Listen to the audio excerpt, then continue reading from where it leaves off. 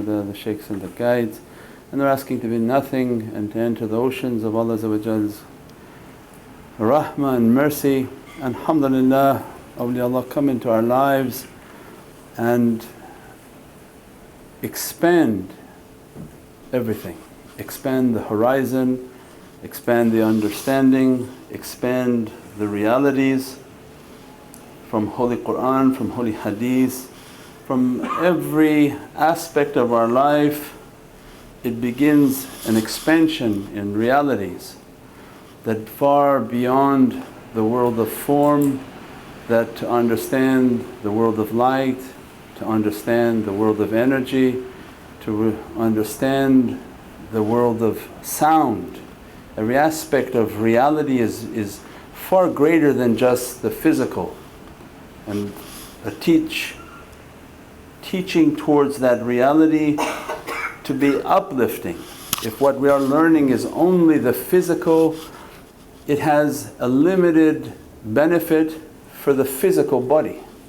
But there must be a food, there must be a reality that is affecting the soul, and that which you teach in regards to the soul is going to be an eternal dress on the body. They come into our lives and they teach us that from the ilm sharia, ilm tariqah, the ilm marifah, ilm haqiqah, ilm azimah, that in every knowledge there must be darajats of the knowledge, where most stay only on the outside. And we gave example many times from Mawlana Shaykh's teaching is that wudu, that many teach the sharia aspect of wudu, that you have to wash, how much of the water to use so that it's clean, then to wash yourself, how to wash yourself so that your hands, your arms, your face, your ears, your feet, your nose, your mouth, everything is covered and washed. And this is from only an introduction of ilm sharia. Ilm al-tariqah, ilm al-marifah, haqiqah wal-azimah begin to teach that why you have to wash, because you don't have the right to ask why. But as soon as you're patient in life and take a path towards realities, Allah will begin to expand the heart, and the teachers begin to teach that water has a reality within it, and that water has an angelic force within it. Because Allah described that, my throne is upon that water. There's an echo.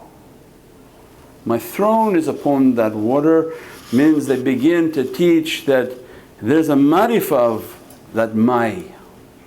For the people who know Arabic, because we don't know Arabic, but mim, alif. Everywhere you look must be la ilaha illallah Muhammadan Rasulullah. Even in my, mim and alif. And Allah describes my throne upon that water, means there must be a secret, a marifah of that water. One basic understanding is it's an angelic power, and because it's angelic it's stable.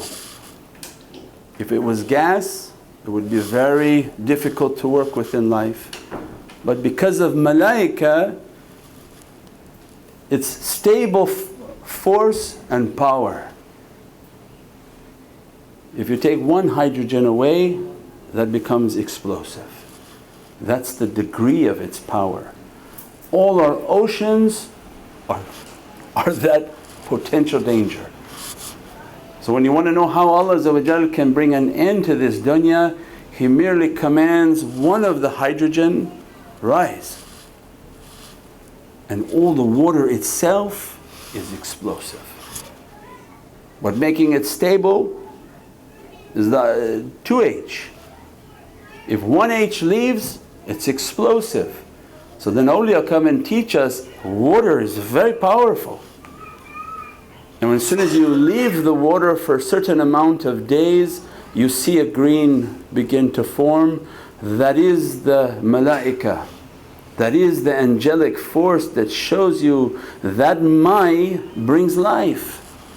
Because the green and the mildew, it's a life force within that. So then they begin to teach. Now the understanding of wudu begins to elevate because you're taught the element in which you're washing. You're washing with a very powerful force, an angelic force. And all the difficulty that you acquire throughout the day, your body is like a bus. We have a body and we have a soul. As soon as we move in the world, every subtle energy can move through you. From microwave, television wave to all the different spiritual beings Allah created. They all move through the physicality. They all either occupy the physicality or pass through the physicality. And so what Prophet wanted for us was the perfection of energy, but didn't have to describe it, merely told the companions. They understood the reality and they taught the sharia aspect of it, that you wash. Then for deeper knowledge they went into the marifah of that. That when we're washing, there's an angelic force in that water, a life force within that water. As soon as we put it on, it begins to burn away all difficulty, begin to wash away all fire, and begin to dress you with an angelic light, a shield. And then they come into our lives and teach that as soon as you wash, washing your mouth, your face, your hands, your feet, washing all the private parts if you had used the restroom, as soon as you wash, come out and pray Salatul Wudu to seal yourself with your energy. Because as soon as you pray two rakah Salatul Wudu, that water and angelic force becomes a shield that protects you until the next wudu. Then they begin, because now you're going deeper into the marifah of wudu. Not just you just have to wash and that's it. There's a whole oceans of reality. That why are you washing with that? What power does that water have? Then they begin to teach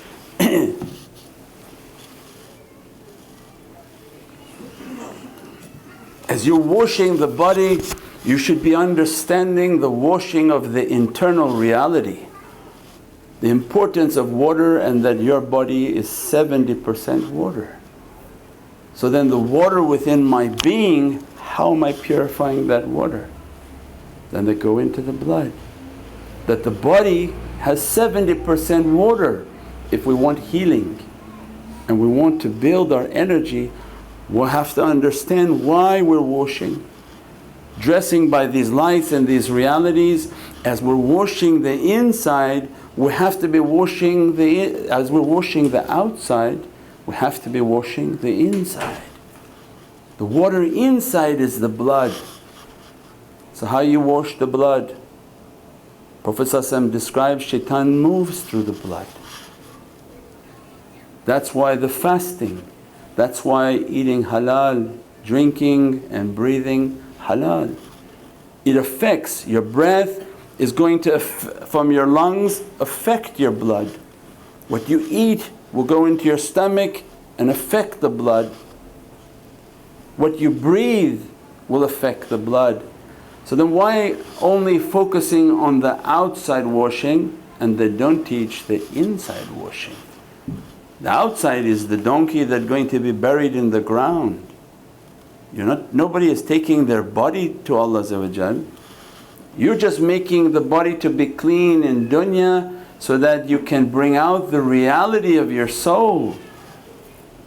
But ahlul haqqaiq, they come into our lives and begin to teach, elevate beyond the kindergarten understanding, that when you're washing, the reality of that washing, but begin your internal washing. Begin to understand that your blood has to be cleansed. That when you begin to make du'a in your food and eating halal, your blood is now being washed. When you begin to be conscious of your breath and your breathing, don't put anything into your mouth that's going to contaminate your blood. Because as you're washing for the body, you wouldn't take a feces and put it on your head. So imagine whatever you put in your mouth and put in as a drink or food is going to affect the blood. Then that blood going to go and hit the heart, what they call heart attack. It's attacking the heart.